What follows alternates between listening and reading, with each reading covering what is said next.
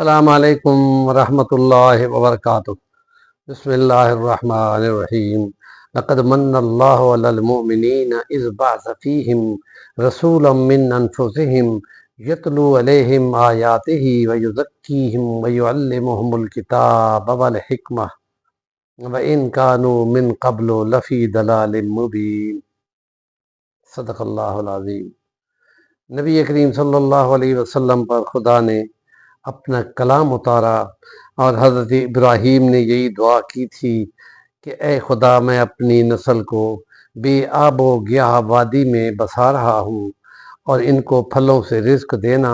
اور ان میں ایک نبی مبعوث کرنا جو تیری کلام کو تیری وحی کو بیان کرے اور اسی سے تعلیم کتاب دے اور ان کے نفوس کا تزکیہ کرے اور ان کو حکمت و دانائی سے آشنا کرے۔ تو تزکیہ نفس جو ہے وہ مختلف سٹیجیں ہوتی ہیں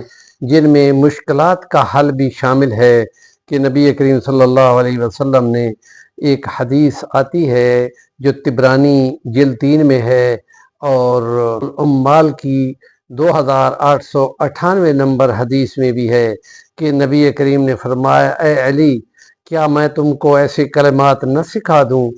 کہ جب تم پر کوئی مشکل آ پڑے تو تم ان کو پڑھو تو وہ اس کے ضرر کو ہٹا دے؟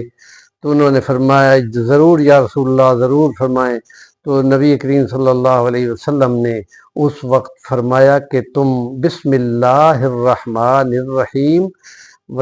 لا حول ولا قوت الا باللہ العلی العظیم پڑھو گے تو اس کی برکت سے تمہارے اوپر آنے والی مشکل کے شر کو یہ کلام دور کر دے گا۔ تو یہ تسمیہ جو ہے بسم اللہ الرحمن الرحیم 114 سورتوں کے شروع میں آتی ہے اور حضرت علی ہی کا فرمان ہے کہ جو حضرت مجدد علیہ ثانی رحمۃ اللہ علیہ نے اپنے مکتوبات میں ذکر کیا ہے کہ قرآن مجید کا خلاصہ ان حوامیم میں ہے اور ان سارے حوامیم کا خلاصہ حامیم مومن میں ہے اور حامیم مومن کا خلاصہ سورۃ الفاتحہ میں ہے اور سورۃ الفاتحہ کا خلاصہ بسم اللہ میں ہے اور بسم اللہ کی بے جو ہے وہ استعانت کی ہے کہ میں تو صرف خدا سے مانگتا ہوں، میں تو صرف خدا کی بندگی کرتا ہوں اور اسی ہی کی مدد مجھے چاہیے، اور یہ استعانت اور توحید ہے اور خدا سے مانگنا ہے۔ اور دوسرا جو لا حول ولا قوت ہے، ایک حدیث مبارکہ میں ہے کہ کنز من کنوز الجنہ، یہ جنت کے خزانوں میں سے خزانہ ہے، اور دوسری حدیث میں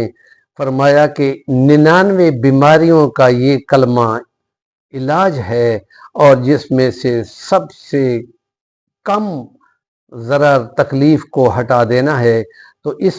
ضرر اور تکلیف کو جو دنیا میں آ سکتی ہے اس کے لیے اگر اس کو پڑھا جائے تو یہ اس کو دور کر دیتی ہے کہ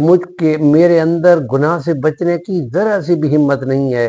اور نیکی کرنے کے لیے مجھے بہت بڑی قوت چاہیے، اللہ کی رحمت اور اللہ کی مدد کے بغیر بالکل نہیں ہو سکتا۔ یہ اس کلمے کا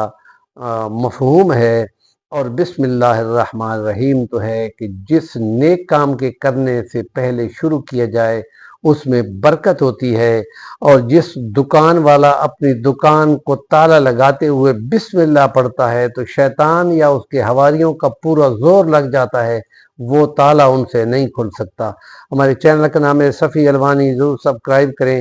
اور کام کی بات کا کمنٹ دیا کریں کہ تزکیہ نفوس میں اور مشکلات میں قرآن اور حدیث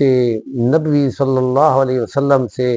جو آپ پارے اور موتی ملیں وہ ہم آپ کے گوش گزار کریں اور آپ آگے فارورڈ بھی کریں تاکہ جو بھی اس میں عمل کرے اس میں آپ کا ثواب بھی پورا حصہ ہو۔